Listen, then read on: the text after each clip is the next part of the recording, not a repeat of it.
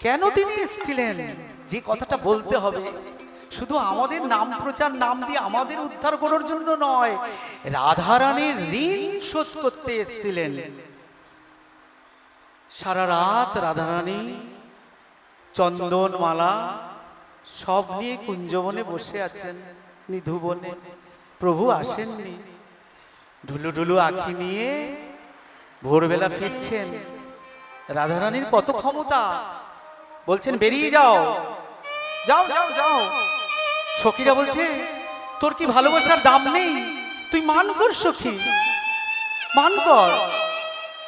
তখন কৃষ্ণ ভগবান গোবিন্দ পায়ে ধরে, ভগবান পায়ে ধরে বলছেন যে রাধারানী আমাকে ক্ষমা দাও।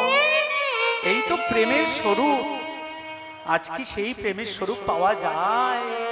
সংসারী সংসারী কত অশান্তি। ভালোবাসার কথা ছিল, একটা সুন্দর স্বরূপ হওয়ার কথা ছিল। মহাপ্রভু যে যুগে মহাপ্রভু এলেন, নিতাই এলেন, আমরা তো সেই যুগকে ধন্য করতে পারছি না। তাদের আদর্শে উন্নত করতে পারছি না। তাই কি করছেন, রাধারানীকে ধরে উনি কাকুতি মিনতি করছেন, রাধারানী এবার তুমি ক্ষমা করো, আমি আর এরকম হবে না। আমি এবারে একটি কথা নিচ্ছি, কথা শুনো শুনো ভানুবালা। তেওট, তাল তেওটে গানটা আমি অল্প 3 মিনিটের মধ্যে গানটা শেষ করব, অধিক রাত হয়ে যাচ্ছে। তারপরে আমি একদম মানে গৌর জন্মলীলার যে আসল গানটা, এটা দিয়ে শেষের দিকে যাব।